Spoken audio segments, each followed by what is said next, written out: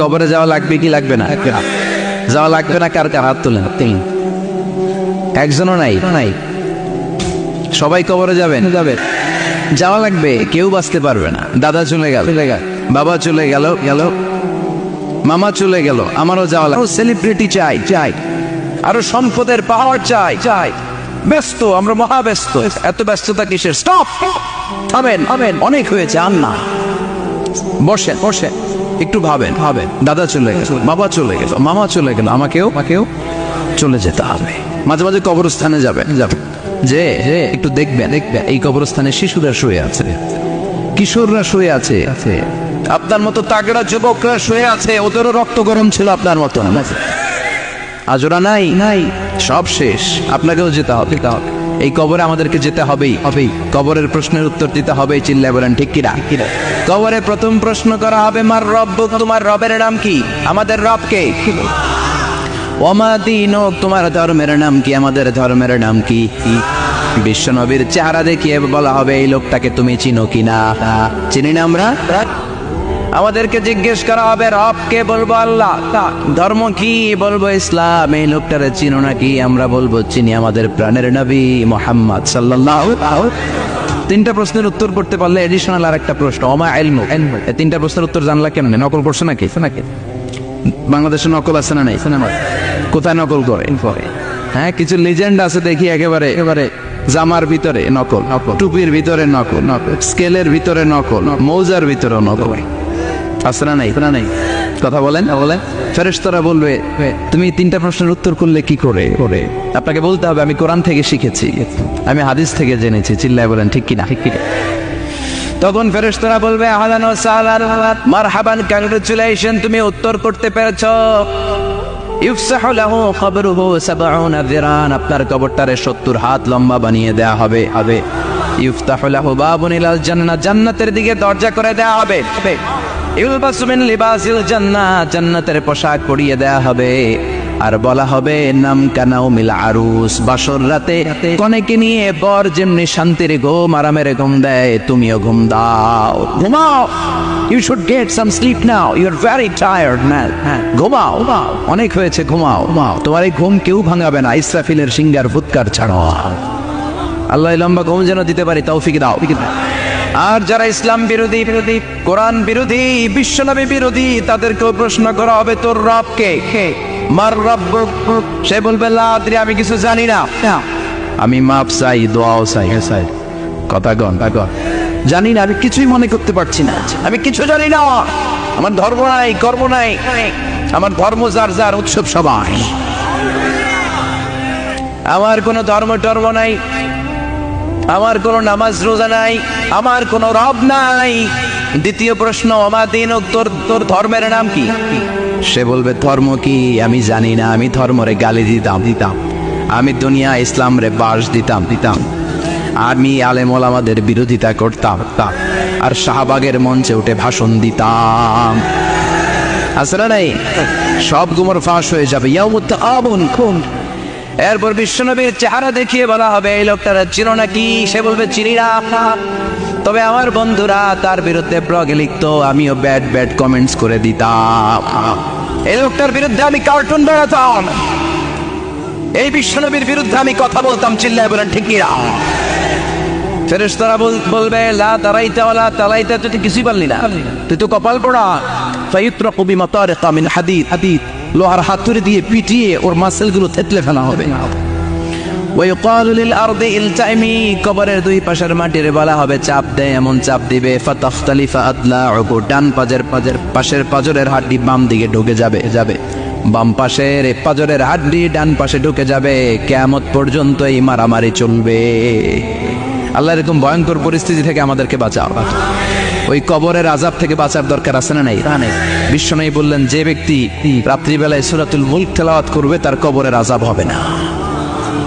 ইন্না হাযিহি সূরাতুন আযীমা মানিআতুন মিন আযাবিল কবর, এই সূরাটা এমন সূরা, সাধারণ কোন সূরা না।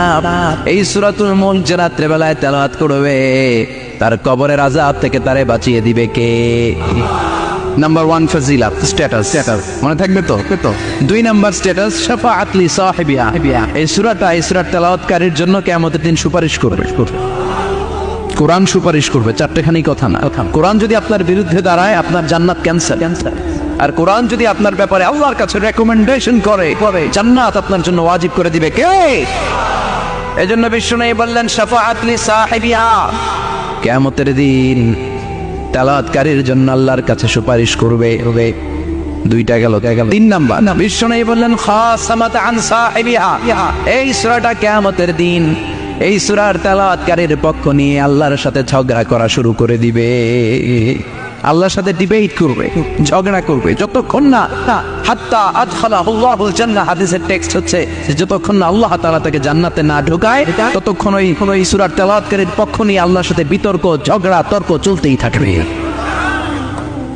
সুবহানাল্লাহ। আরো আসতে বলে। আবার বিশ্বনবী বললেন মান ক্বারা বিহা ফি লাইলাতিন ফাকাদ আকসারা ওয়া আতওয়াবা, রাত্রিবেলা এই সূরাটা যে তেলাওয়াত করবে পুরো রাত্রিটারে বরকতময় করে দিবে কে? এজন্য বিশ্বনবী আবদার করে, আবেদন করে আমাদের কাছে বলে গিয়েছেন, আমি চাই আমার প্রতিটা উম্মতের হৃদয়ে এই সূরাটা গাঁথা থাক। আমি চাই আমার প্রতিটা উম্মতের সিনার ভিতরে এই সূরার 30টা আয়াত গ্রথিত করা থাক। সুবহানাল্লাহ পড়েন। মাত্র 30টা আয়াত মুখস্থ করতে রাজি আছেন? 1 মাসে কয়দিন? প্রতিদিন একটা করে আয়াত মুখস্থ করলে এই সূরা মুখস্থ করতে লাগবে কয়দিন? হ্যাঁ, হোমওয়ার্ক এটা আপনাদের বাড়ির কাজ। যেহেতু ক্লাসে হোমওয়ার্ক দেওয়া যায় না, আরবিতে বলে আল ওয়াজিব আল মানজিলি। আমি গতানুগতিক তাফসীর করি না, আমি সমাজের খুঁতগুলো ধরে ডিসকাশনের মতো আমি করি। বিভিন্ন জেলায় যে ওখানকার ইয়াংদের সাথেও বসি, কথা বলি, এটাই আমার তাফসীর, এটাই কোরআনের এক্সপ্লেনেশন এন্ড ইন্টারপ্রিটেশন। এতেই মানুষ উপকৃত হয় বেশি। চিল্লা এখন ঠিক কিনা? তো এটা আপনাদের বাড়ির কাজ, মাইথার দিয়া বাসীদের বাড়ির কাজ। হায়াতে আল্লাহ বাঁচায় রাখলে আবার কখনো দেখা হলে জিজ্ঞেস করবো যে মুল্ক মুখস্থ হয়েছে কিনা। কে মুখস্থ করবেন না? হাত তোলেন। সবাই করবেন। এবার কে মুখস্থ করবেন হাত তুলে আমার আল্লাহর দেখা। আল্লাহ তুমি কবুল করো। আর জোরে পড়েন আমিন। হাত নামান। এই সূরাটা it's an eye opener for you. এটা আপনার চোখ খুলে দিবে। এই সূরাটা আপনার চোখকে খুলে দিবে, আপনার ঘুমন্ত বিবেককে জাগিয়ে তুলবে।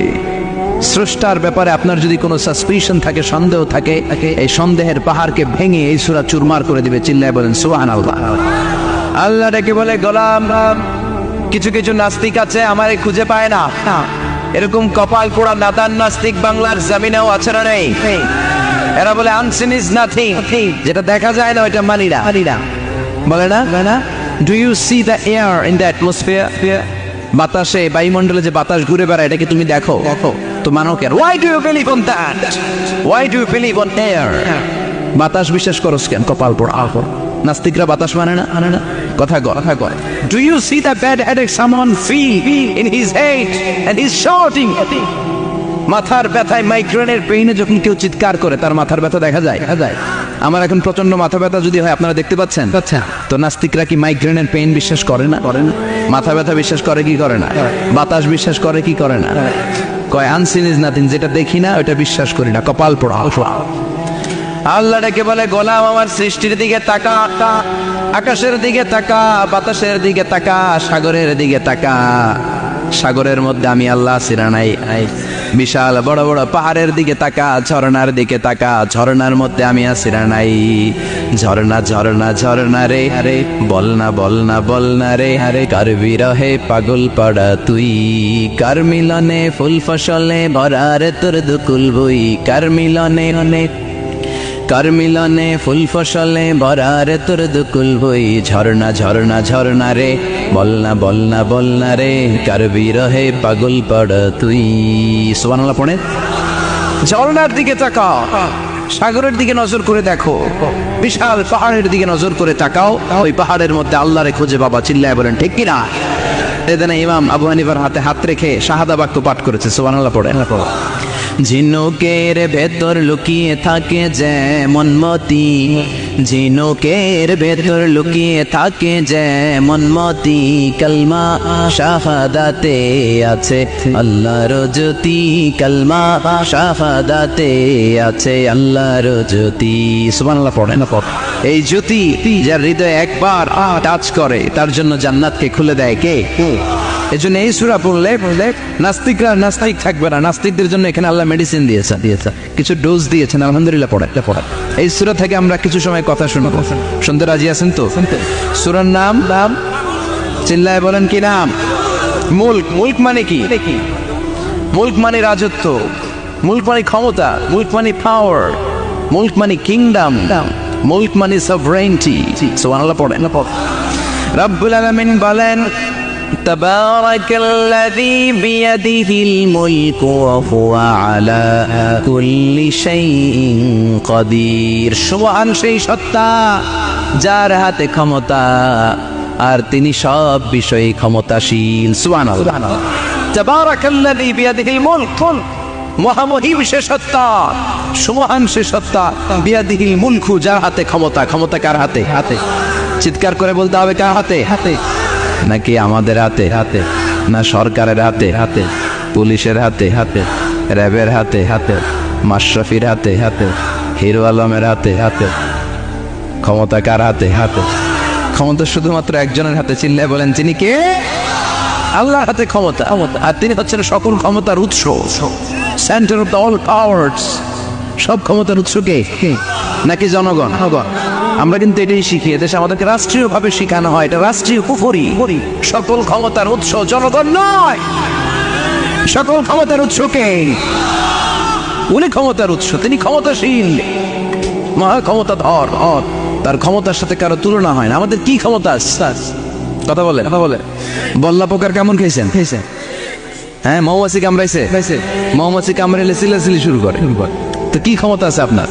বল্লা কামড় মেয়েরা দেয় তো ওটা ধরে যে মার বইতেও পারি। কুত্তায় কামড়াইলে আমরা কুত্তারে কামড়াইতেও পারি না। কথা বলেন।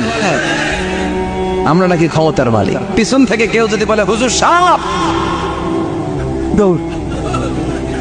মজা করে বলছি এতই ভয় পাইছে। আসলে যদি ফাঁস করে আসতো সব দৌড়। স্লোগান দেওয়ার বলায় লিল্লাহে তাকবীর, আল্লাহু আকবার, আমার ভাই তোমার ভাই, কাপায় ফেলামো নামায় ফেলাম। কথা বলেন। আর যদি পেছন থেকে কেউ আওয়াজ করে বলে সাপ, দৌড়। আপনারা কি দৌড় দিবেন? আমরা এদিক দিয়ে দৌড় দেব। কথা গন। চাচা আপন প্রাণ জীবন বাঁচানোর জন্য ভয়ে পাগল। সাপ লাগবে না, বাবা ভেঙছিলেন মাইটার দিয়ে নাই বোধ হয়। আছে কি করে খালি লাফায়। 10টা বাবা ব্যাং যদি ছেড়ে দেওয়া হয় স্টেজে 2টা আর বাকি 8টা এদিকে। বাবা ব্যাং আর কি লাভ দিব? এরসে লাফালাফি শুরু করবো আমরা। কথা বলে। আর আমরা দাবি করি আমরা ক্ষমতার উৎস। কোনো ক্ষমতা নাই। একবার ডায়রিয়া হলে 3 বার টয়লেটে গেলে আর চেহারার দিকে তাকানো যায় না। কারে মাফ করে দে, আই মরে যাইও, আই হাইতান ন আছে না নাই? তো পারবেন না কেন? আপনার না ক্ষমতার উৎস? আপনি না ক্ষমতার উৎস। আরে আপনার তো কোনোই ক্ষমতা নাই। খুলিকাল ইনসানু দাঈফা, মানুষকে দুর্বল থেকে দুর্বল করে তৈরি করেছে কে? এজন্য রব্বুল আলামিন বলেন তাবারাকাল্লাযী বিয়াদিহিল মুলকু ওয়া হুয়া আলা কুল্লি শাইইন কাদির। সুমহান সেই সত্তা যার হাতে ক্ষমতা। চিল্লায় বলেন ক্ষমতা কার হাতে? আমাদের হাতে কোনো ক্ষমতা নাই। আমরা হলাম দুর্বল। আমরা কি দুর্বলের ঘরের দুর্বল। আমরা যখন জন্মেছিলাম দুর্বল। আমার ছোট্ট একটা মেয়ে আছে, আমি অবাক হয়ে থাকি যে আমিও তাইলে ছোটবেলায় এরকম ছিলাম। না খাওয়ালে খেতে পারে না, পেশাব পায়খানা করে, ঘর নষ্ট করে, বমি করে, দাঁড়াতে পারে না, শুইতে পারে না, লালা পড়তে থাকে, ক্লিন করতে হয়, সব সময় তাকে আল্লাহর আদেশে দেহে ঢুকে, আল্লাহর আদেশে বের হয়ে যায়। ঠিক কিনা? এই যে ছোট্ট বাচ্চাটা দেহের ভিতরে যে রুহ ঢুকলো, কে দিল? 120 দিনের আগে মানব শিশুর দেহের ভিতরে কিন্তু রুহের ফুৎকার হয় না। সহিহ বুখারীর বর্ণনা 40 340 কত কথা বলেন। প্রথম 40 থাকে নুতফা, তারপরের 40 হয় আলাকা, তারপরের 40 হয় মুদগা, sperm drop, blood clot and then the little flesh. ছোট্ট নাপাক পানি ছিলা। শুক্রাণু ছিলাম আমরা। কি ছিলাম? শুক্রও ছিলাম না, শুক্রাণু। শুক্রের অনু। এক ফোঁটা শুক্রের মধ্যে 20 কোটি অণু থাকে। ওই 20 কোটির একটা ছিলাম আমি আর আপনি। সুবহানাল্লাহ, বাড়িতে গিয়ে বললেন ডিম্ব আমরা ছিলাম না, আমরা ছিলাম ডিম্বাণু। এই ডিম্বাণু আর শুক্রাণু দুইটা মিলে আল্লাহ আমাদেরকে বানায় ফেললেন জাইগন্ট, সেখান থেকে এমব্রয়ো, তারপরে আস্তে আস্তে ইনিশিয়াল স্টেজগুলো শেষে একটার পর একটা স্টেজ পার করে তিনি আমাদেরকে বানালেন আলাফা, সেখান থেকে মুদগা, আমাদের দেহের ভেতরে তিনি স্কেলিটন ভরে দিলেন, কঙ্কাল, মাথার স্কাল দিলেন, খুলি দিলেন, নাক কান গলা দিলেন, আমার রেসপিরেটরি সিস্টেম চালু করে দিলেন। কত ছোট ছিলাম আমি, ক্ষুদ্র ছিলাম আমি। فلينظر الإنسان مما خلق من ماء دافق। মানুষের উচিত তার সৃষ্টি প্রক্রিয়ার দিকে নজর করে তাকানো। বাবার পিঠ থেকে সবেগে নির্গত হওয়া পানি দিয়ে মায়ের পেটে তোমারে ঢুকায় দিল কে? নাপাক পানি থেকে ছোট্ট ব্যাঙ্গাচির মতো ছিলাম, জোকের মতো মায়ের জরায়ুর দেয়ালে লেগেছিলাম। সেখান থেকে বড় করতে করতে আমার রেসপিরেটরি সিস্টেম, আমার এয়ারিং সিস্টেম, আমার সব সিস্টেমগুলো তিনি আমার দেহের ভিতরে সেট করে দিল। চিল্লায় কোন সুবহানাল্লাহ। 120 দিনের সার্টেন পিরিয়ড শেষে তিনি দেহের ভিতরে রূহের ফুৎকার দিলেন। দেয়া মাত্রই আমার রুহুতে ধপ ধপ ধপ ধপ ধপ ধপ শুরু হয়ে গেছে। ওই যে ধপ ধপ শুরু হয়েছে, আজও থামে নাই। এই ধপ ধপ থামলে বাঁচবেন, দম ফুরাইলে আমরা ঠুস হয়ে যাবো, ঠিক কিনা? আরে মানুষ রঙিন ফানুষ, দম ফুরাইলে তবু তো ভাই কারোরই নাই একটুখানি। আরে মানুষ রঙিন ফানুষ, রঙিন ফানুষ, আইরে মানুষ। সুবহানাল্লাহ বলেন। সে আল্লাহ বললেন, গোলাম, জীবন আর মরণের মাঝখানে আমি তৈরি করেছি রুহু। পৃথিবীর বিজ্ঞানীরা সব বানাতে পারে, কম্পিউটার বানাতে পারে, প্লেন বানাতে পারে, হেলিকপ্টার বানাতে পারে, রকেট বানাতে পারে, কিন্তু গোটা বিশ্বের সব বিজ্ঞানীরা মিলে কি রুহু বানাতে পারে নাকি? কথা বলেন। গত বছর সোফিয়া নামে একটা রোবট আসছিল না? কথা গন। ওটা মাথা উঁচু করে নিচু করে কথা বলতে চায়, মানুষের মতো হতে চায়। আসলে কি মানুষ? ওটার মধ্যে কি রুহু আছে? রুহু বানাইতে পারবে কেউ? এই রুহু নিয়ে যে কত গবেষণা, মুমূর্ষ রোগীদের উপর গবেষণা চালিয়েছে অনেক। বুলেট প্রুফ গ্লাসের ভিতরে মুমূর্ষ রোগীকে রেখে তারা চেক করতে চেয়েছে আমেরিকান বিজ্ঞানীরা যে রুহু কোন দিক দিয়ে বেরোয়। তারা ওজন করে দেখে, মানুষ মরে গেলে কোন লাশের ওজন বেড়ে যায়, কোন লাশের ওজন কমে যায়। যেটাতে কমে গেছে 2-1 কেজি কমে যায়, আর অবাক কি আগে ছিল 80 কেজি, এখন হচ্ছে 78 কেজি, তার মানে 2 কেজি না, এটাই রুহু। এটাই কি? এটা হচ্ছে গবেষণার ধাপ। অনেকগুলো মডিউল তারা আনে, অনেক মুমূর্ষ রোগীকে গ্লাস ফিটিং করা, ইন্টেন্সিভ কেয়ারে রেখে তারা অবজার্ভ করায়, আর অক্সিজেন মাস্ক খুলে দিয়ে তারা দেখে যে লোকটা ছটফট করে কিভাবে মরে। মরার আগে ওজন মাপ ছিল 80 কেজি, মরে গেছে পরে আবার ওজন দিয়ে দেখে 78 কেজি। কমছে কয় কেজি? বিজ্ঞানে কে পাইছে? সবাই কয় কি পাইছে? কয় রুহু। কই পাইলেন? আগে 80, এখন 78, 2 কেজি। রুহুর ওজন কয় কেজি? তো বিজ্ঞানীদের সিস্টেম হচ্ছে যে কোনো একটা বিষয়ের উপর গবেষণা চালালে তারা পূর্ণাঙ্গ ডিসিশনে পৌঁছতে পারে না। They couldn't jump to the final conclusion just on one module, based on one module. They cannot do it. তাদের অনেকগুলো মডিউল আনতে হয়। তারা আবার নমুনা আনলো আরেকটা, মুমূর্ষ রোগী, অক্সিজেন চেম্বার লাগানো, মাস্ক লাগানো, এটা খুলে ফেললে মরে যাবে। বুলেট প্রুফ করা গ্লাসের ভিতরে ঢুকিয়ে পেটের ওজন মাপ, এটার ওজন 60 কেজি। এবার মাছ খুলছে, ছটফট করে, এটা শেষ। এবার মাপ দেখ, এবার মাইপা দেয়া গেছে 63 কেজি। কয় কেজি বাড়ছে? এক একটার এক এক সিস্টেম হইতেছে, কোনোটা কমে, কোনোটা বাড়ে, কোনোটা কিচ্ছু হয় না। সবাই কয় তাইলে আপনি রুহু পাইলেন কই? আগেরটা কম ছিল, মনে করছিলেন 2 কেজি কমছে, ওইটাই রুহু, এখন 3 কেজি বাইরে গেছে, মিলাইবেন কি দিয়া? কথা গন। আল্লাহ ডেকে বলে, গোলাম, কিয়ামত পর্যন্ত একটার পর একটা মুমূর্ষ রোগীকে বুলেট প্রুফ গ্লাসের ভেতরে ঢুকাতে পারবি, গবেষণা করতে পারবি, মাগার রুহু খুঁজে পাবি না। চিল্লায় বলেন ঠিক কিনা? কারণ এই রুহুর মালিক কে? সে আল্লাহ বললেন, আল্লাযী খালাকাল মাউতা ওয়াল হায়াতা লিয়াবলুয়াকুম আইয়ুকুম আহসানু আমালা। জীবন আর মৃত্যু বানালাম তোমাদেরকে পরীক্ষা করার জন্য। পরীক্ষা আছে না নাই? গোটা দুনিয়াটাই পরীক্ষা। আল্লাহ যারে পছন্দ করে বেশি তার পরীক্ষাও। আশাদ্দুন নাসি বালাআন আল আম্বিয়া। এই পৃথিবীতে আল্লাহ সবচেয়ে বেশি বালা মুসিবত দিয়ে পরীক্ষা করেছেন নবীদের। কারণ নবীরা আল্লাহর কাছে কম প্রিয় না বেশি প্রিয়? যেহেতু প্রিয় বেশি, পরীক্ষাও। এজন্য মুমিনের উপর যদি পরীক্ষা আসে, মুমিনের উপর যদি অত্যাচার আসে, মুমিনের উপর যদি ধৈর্যের পরীক্ষা আসে, জেল জরিমানা আসে, মুমিন ওইটারে ভয় পায় না। মুমিন ভয় পায় একজনকে, চিল্লায় বলেন তিনি কে? কারণ আল্লাহর ঘোষণা ওয়ালা তাহিনু ওয়ালা তাহজানু, ঘোষণাটা কার? ভয় নাই, তোদের চিন্তা নাই, আনতুমুল আ'লাউনা ইন কুনতুম মুমিনিন, তোমরাই বিজয়ী হবা যদি মুমিন হও, যদি মুমিন হও।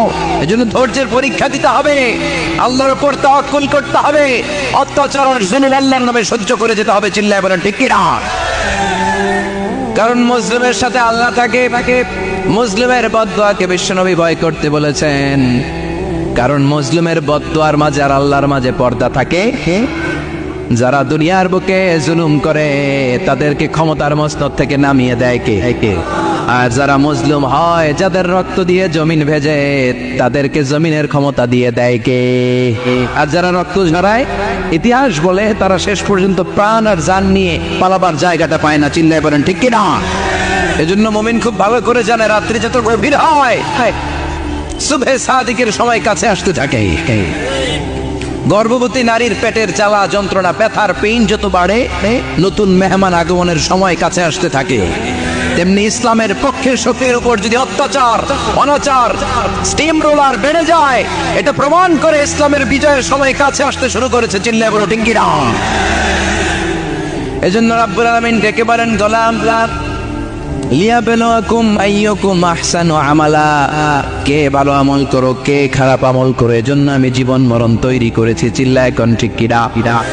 এরপর আল্লাহ বললেন, ওয়ালাকাদ যায়্যানাস সামাআদ দুনিয়া বিমাসাবিহা ওয়া জাআলনাহা রুজুমান লিশ-শায়াতিন। সুবহানাল্লাহ বলেন।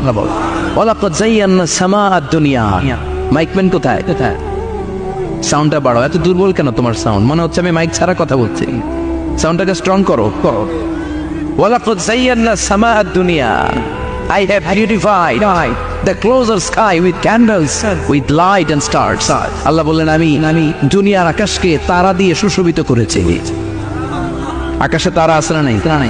এগুলো এমনি এমনি হয়েছে না? তৈরি করছে কে? বিশ্বাস হয়? কোনো সন্দেহ আছে? এখন তো লাইটিং ফাইটিং এর যুগে তারার যে কি সৌন্দর্য আমরা বুঝি না। আমরা যখন ছোটবেলা গ্রামে যেতাম, রাতের বেলা তারার মেলা, কি সুন্দর, একটার চেয়ে একটা সুন্দর। শুকতারা, ধ্রুব তারা, সপ্তর্ষিমণ্ডল, 7টা তারার একটা চেইন আছে, চিনেন এগুলো? কি সুন্দর তারা! এগুলো তৈরি করে রেখেছে কে? প্রথম আকাশের মহাশূন্যকে আল্লাহ এই তারকা দিয়ে বিউটিফাই করেছেন। ইটস এ ক্যান্ডেল, আল্লাহ সাজিয়ে রেখেছেন। আমরা খালি চোখে যেটা দেখি, এটা কিন্তু আকাশ না, এটা প্রথম আকাশ নয়। প্রথম আকাশ যে কত দূরে আমেরিকান নাসার বিজ্ঞানীরাও জানে না।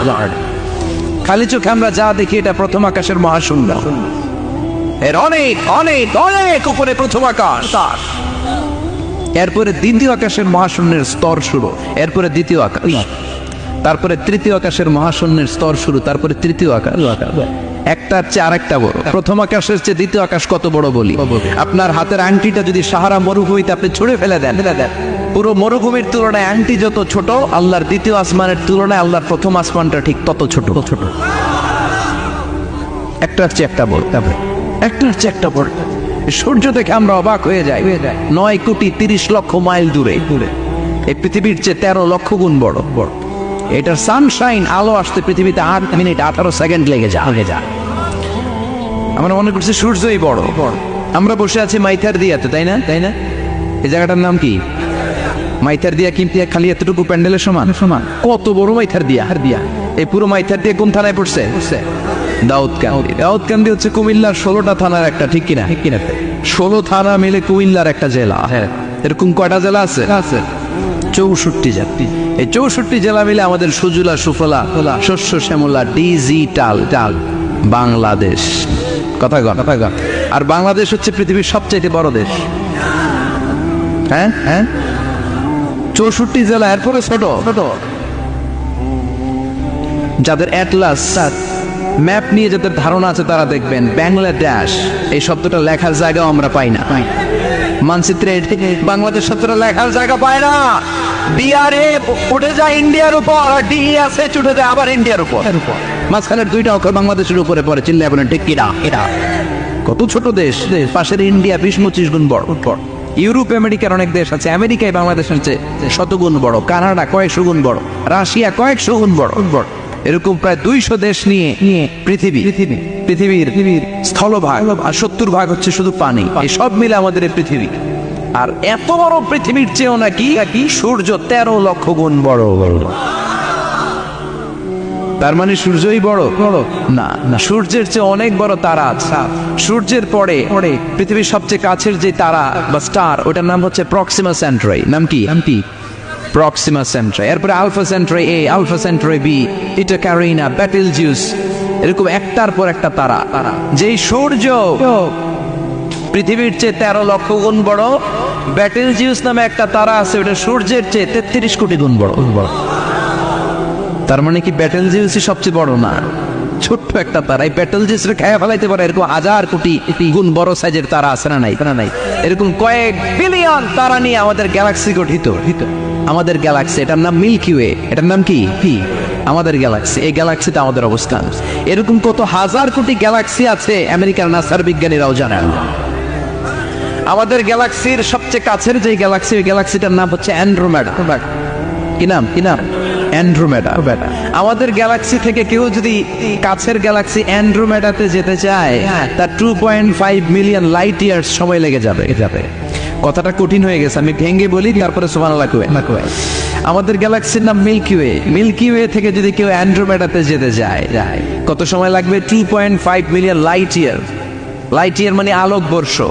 আলোর গতিতে যদি ছোটা যায়, 2.5 মিলিয়ন মানে হচ্ছে প্রায় 25 লক্ষ।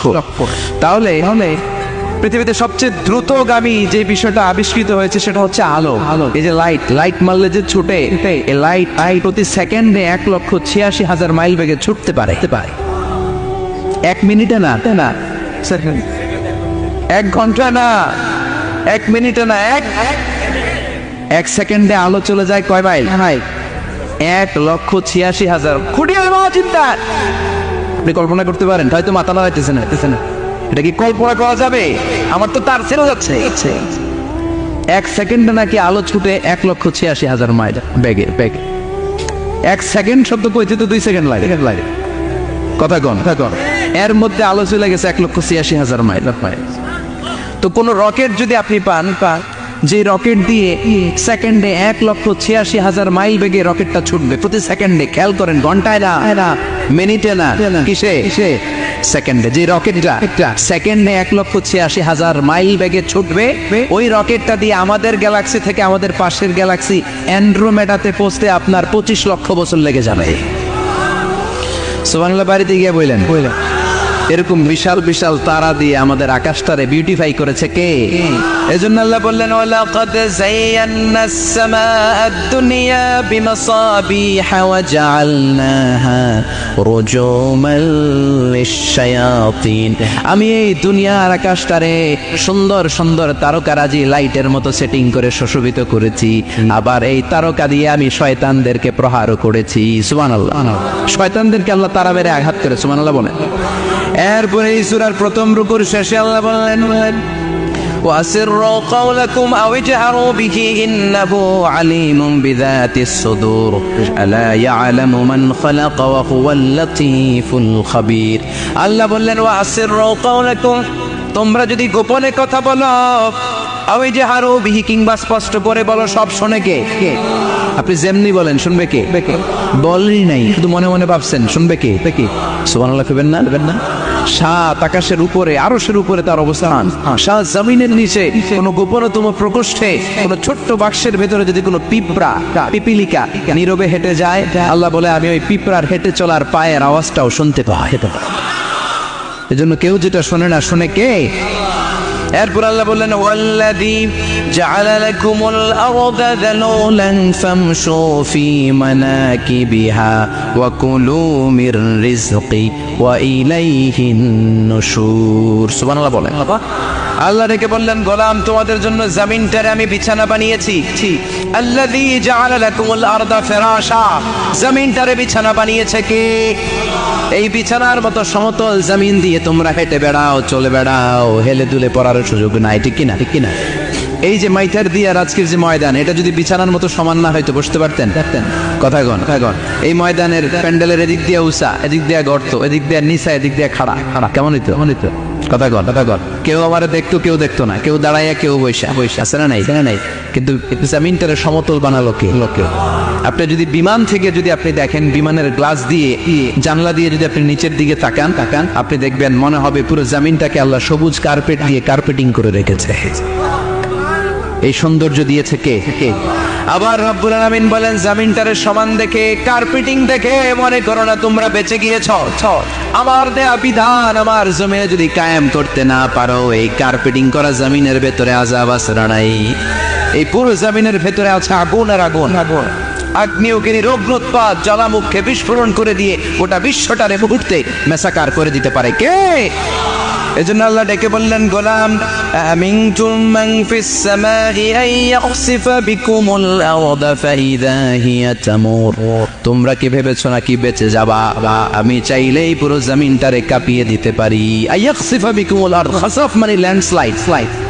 খাসাফ মানে কি? ল্যান্ডস্লাইড, ভূমিধস, ভূকম্পন, আর্থকোয়েক আছে না নাই? বাংলাদেশে তো ভূমিকম্প হয় না? টের পাইছেন? মাঝে মাঝে মাঝরাতে হয় না?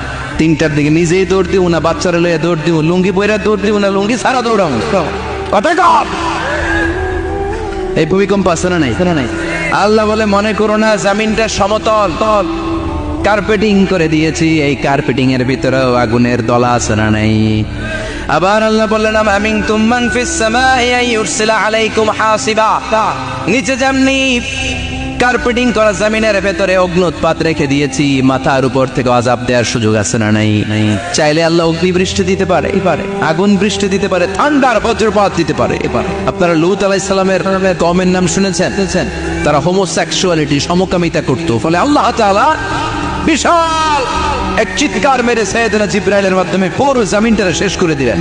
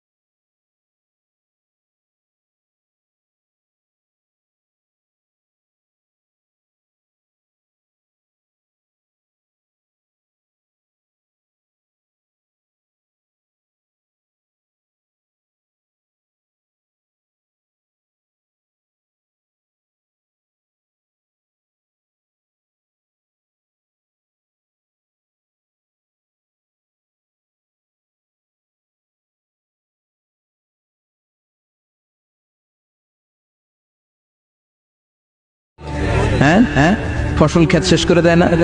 ছাগল টাগল মরে যায়। ছাগল যদি ইয়েতে থাকে ক্ষেতের মধ্যে, বড় শিলা মাথায় পড়লে শেষ। মানুষও শেষ, টিনের চালও শেষ। কথা কন। এরপরে আল্লাহ যদি উল্কা বৃষ্টি পাঠায়, উল্কা যদি পড়ে, কই যাবে? কোথায় যাবেন আপনি? উল্কা চিনেন? মহাশূন্যে বিশাল পাথরের খণ্ড ঘর্ষণ খেয়ে পৃথিবীর ভেতরে ঢুকে যায়। এই পৃথিবীতে সবচেয়ে বড় উল্কাপিণ্ড পড়েছে সাউথ আফ্রিকাতে। সাউথ আফ্রিকার একটা সিটি আছে, হোবা সিটি। এই হোবা শহরে 60 মেট্রিক টন ওজনের একটা উল্কা পড়েছিল, যেখানে পড়েছে পুরো জায়গাটা বিশাল খাদ হয়ে গিয়েছে। এরকম একটা উল্কা যদি এখানে পড়ে আজকে, বাঁচার উপায় আছে?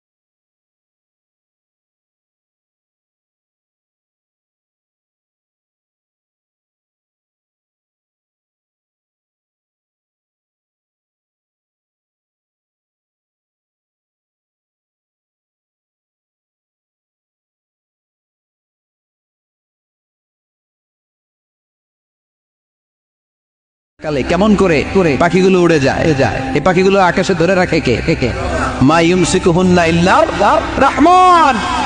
ওই রহমান ছাড়া কেউ পাখিগুলোর শূন্যে ধরে রাখতে পারে না। কত শত আয়াতে যে আল্লাহ পাখির কথা বলেছেন হিসাব নাই। কত ধরনের পাখি যে আল্লাহ বানিয়েছেন কোনো হিসাব নাই। আপনারা ঘরে জিওগ্রাফিক্যাল চ্যানেলগুলো দেখেন হ্যাঁ না জি বাংলা দেখেন স্টার জলসা কিরণমালা কি দেখেন জিওগ্রাফিক্যাল চ্যানেল দেখবেন। ওখানে দেখবেন একটা পাখি আল্লাহ তৈরি করেছে, পৃথিবীর সবচেয়ে ছোট পাখি, নাম হলো হামিং বার্ড। কি নাম the smallest bird ever in the world. সবচেয়ে ছোট, এটা প্রাপ্তবয়স্কে 3 থেকে 5 ইঞ্চি লম্বা হয়। এটার পূর্ণ যৌবন এটা লম্বা কদ্দুর 3 থেকে 5 ইঞ্চি। এটা প্রতি সেকেন্ডে ডানা ঝাপটাতে পারে 80 বার। কয়বার? আমাদের ডানা আছে না দুইটা। আপনি আপনার ডানা 1 সেকেন্ডে কয়বার ঝাপটাতে পারবেন?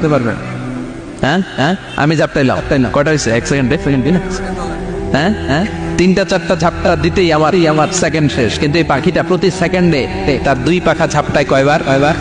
পৃথিবীর সব পাখি সামনে ওড়ে, তো এই পাখি সামনে যেমনি ওড়ে অ্যাট দ্য সেম টাইম এই পাখি পিছনের দিকে উঠতে পারে।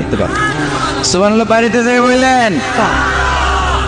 ইউরোপের আল্পস পর্বতমালায় গুগল করবেন যে আজকে গুগলে লিখবেন যে আলপিন সুইফট একটা পাখি আছে। কি আছে?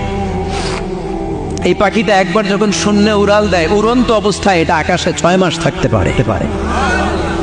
আকাশের মেঘের আপ থেকে পানি খায়, শূন্যে ভেসে বেড়ানো পোকামাকড় ধরে খেয়ে বেঁচে থাকে। 6 মাস পরে একবার জমিনে ল্যান্ড করে নেমে কয়েকদিন থেকে আবার উড়াল মারলে আবার 6 মাস। আলপিন সুইফট। আরেকটা পাখি আছে, অদ্ভুত পাখি, নাম হোমা বার্ড। এই হোমা বার্ড উড়ন্ত অবস্থায় ডিম পেড়ে দেয়, আর ওই ডিমটা জমিনে পড়ার আগেই মাঝখানে ডিম ফেটে বাচ্চা বেরোয়, বাচ্চা উঠতে শুরু করে দেয়। এই পাখিগুলোর কথা কোরআনে আছে না নাই?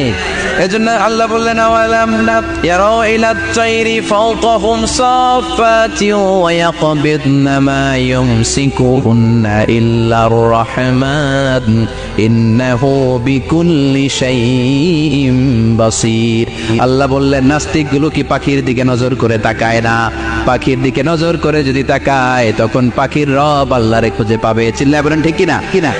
পাখিকে আরবিতে বললে তয়ের। সবাই বলেন পাখির আরবি কি? বিমানের আরবিও তয়ের।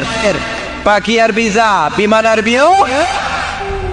এই পাখি নিয়ে গবেষণা করে বিমান বানাইছে। সুবহানাল্লাহ কইবেন না? আমরা বানাই নাই, আমরা তো খোঁজাখুঁজিতে ব্যস্ত।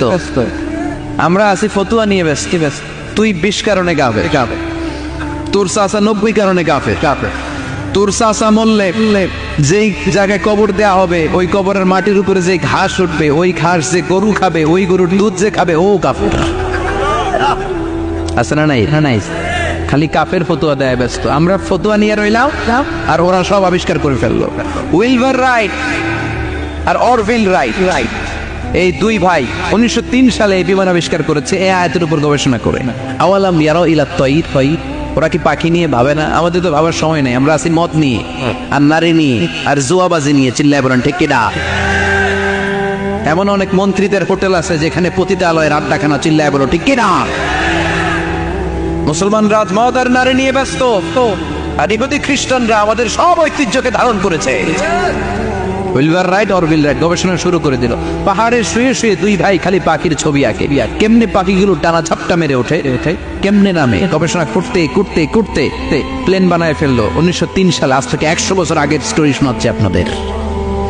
তখনকার বিমান এখনকার বিমানের মতো ছিল না। আপনি দেখবেন যে শুরুতে বিমান কেমন ছিল। শুরুতে ভাঙ্গাচুরা 2টা পাখা নিয়ে একটু উড়ে আবার ধপাস করে পড়ে, কিন্তু আশা হারায় নাই, আবার উড়ে ধপাস করে পড়ে। আমেরিকাতে সুবিধা করতে পারে না। ফ্রান্সের এক কিং তাদেরকে ডোনেট করেছে বিপুল অঙ্কের টাকা দিয়ে। তারা প্রথম ফ্রান্সের একটা শহর থেকে আরেকটা শহরে পৃথিবীর প্রথম প্যাসেঞ্জার প্লেন নিরাপদে ল্যান্ড করেছে। মানুষের উড়ার স্বপ্ন সফল হতে শুরু করলো। এখন বিভিন্ন ধরনের বিমান একটার পর একটা শুরু হয়েছে। এই পৃথিবীর সবচাইতে দ্রুতগামী যে বিমানটা আগে ছিল নাম ছিল কনকর্ড, যাত্রীবাহী বিমান। এটার পরে এখন একটা বাইরে বোম সুপারসনিক। কি নাম? Bomb supersonic. এত স্পিডে চলে, এই মাত্র দেখলেন এদিকে এয়ারপোর্ট দেখবেন নাই, ওই দিকে। সুবহানাল্লাহ পড়ে। কি বিশাল ডবল ডেকার গুলো নিয়ে শূন্যে উড়াল দেয়। A3 এয়ার বোয়িং A380 বর্তমান পৃথিবীতে সবচেয়ে বড় প্যাসেঞ্জার বিমান। কার্গো বিমান তো এগুলোর 7-8 ডবল বড় হয়। I'm talking about the passenger flight A380 525 জন যাত্রী নিয়ে এটা শূন্যে উড়াল দেয়। 525 জন যাত্রী, কেবিন ক্রু, পাইলট, বিমানের ওজন, খাবার দাবারের ওজন, ফুয়েলের ওজন, 525 জনের লাগেজ ট্যাগেজের ওজন, এই সব নিয়ে শূন্যে উড়াল দেয়। সুবহানাল্লাহ কইবেন না? এই বিমান আবিষ্কারের আগ পর্যন্ত গোটা বিশ্বব্যাপী সব দেশে ছিল সেনাবাহিনী আর নৌবাহিনী। বিমান আবিষ্কার হওয়ার সাথে সাথেই শুরু হয়ে গেল বিমান বাহিনী, এয়ারফোর্স, মিলিটারি। এখন বোম সুপারসনিক বানায়, এখন ড্রোন হামলা করে, এখন মিসাইল হামলা করে, এখন স্যাটেলাইট পাঠায়, আমরাও পাঠাইছি। কি নাম Bangabandhu satellite. We launching the Bangabandhu satellite channel last year. আমরা বঙ্গবন্ধু স্যাটেলাইটও পাঠাইছি উপরে। সব কিছু পাখির উপর গবেষণা করে হয়েছে। চিৎকার করে বলেন ঠিক কি না? এজন্য আল্লাহ ডেকে বললেন, গোলাম ওরা কি পাখির দিকে তাকায় না? পাখির দিকে যদি নজর করে একটিবার তাকাতো, নাস্তিক আর নাস্তিক থাকতে পারতো না। এজন্য নাস্তিকদের জন্য এই সূরার ভেতরে ডোজ আছে, আই ওপেনার আছে। সর্বশেষ আল্লাহ একটা প্রশ্ন দিয়ে এই সূরাটা শেষ করলেন। প্রশ্নটা শুনবেন সবাই।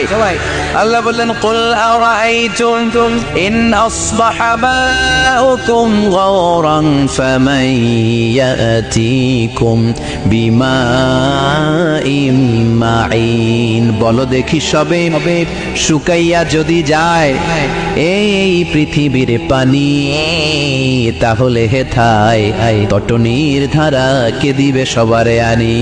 কে দিবে? একদিন সকালবেলা ঘুম থেকে উঠছেন, টয়লেটে যাবেন, মুখ ধুবেন, স্কুলে যাবেন, অফিসে যাবেন, কাজে যাবেন, যায় দেখেন টিউবওয়েল চাপতেছেন, পানি নেই। ট্যাপ ছাড়লেন, পানি নাই। চোখের মধ্যে ময়লা, নাকে ময়লা।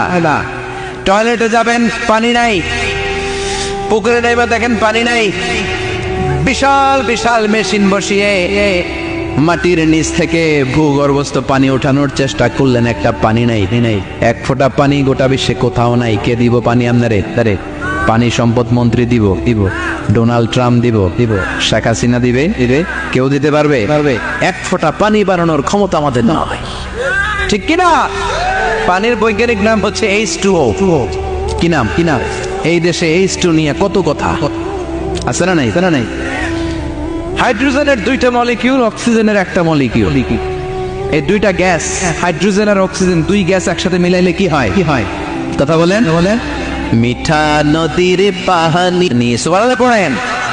আল্লাহ বললেন, ঘুম থেকে উঠে যদি দেখো পৃথিবীর সব পানিগুলো একেবারে পৃথিবীর নিচে চলে গেছে, কোন মাধ্যম দিয়ে এক ফোঁটা পানির জোগাড় আর বন্দোবস্ত করা যায় না, কে তোদেরকে পানি এনে দিবে? কথা কন। আল্লাহ ছাড়া এক ফোঁটা পানি এনে দেওয়ার মতো ক্ষমতা কারো আছে নাকি? আবার পানি থেকে পৃথিবীর সব কিছুরে বানালো কে? ওয়াজআলনা মিনাল মাই কুল্লা শাইইন হাই আফালা ইউমিনুন। আল্লাহ বললেন, পানি থেকে গোটা বিশ্বের সব আমি বানালাম। সব জীবিত জিনিস তৈরি হয়েছে পানি থেকে। এটা কোরআনের কথা। কার কথা? আর 1500 বছর পর বিজ্ঞানীরা এখন বলছে পানি থেকেই সব প্রাণ এসেছে। সুবহানাল্লাহ পড়েন। বিজ্ঞানীদের রিসার্চে এসেছে পৃথিবীর সর্বপ্রথম যে প্রাণীটার উৎপত্তি, এটার নাম নাকি অ্যামিবা। কি নাম? It's a very small unicellular organism in the world. এককোষী শৈবাল অ্যামিবা এসেছে পানি থেকে। ওদের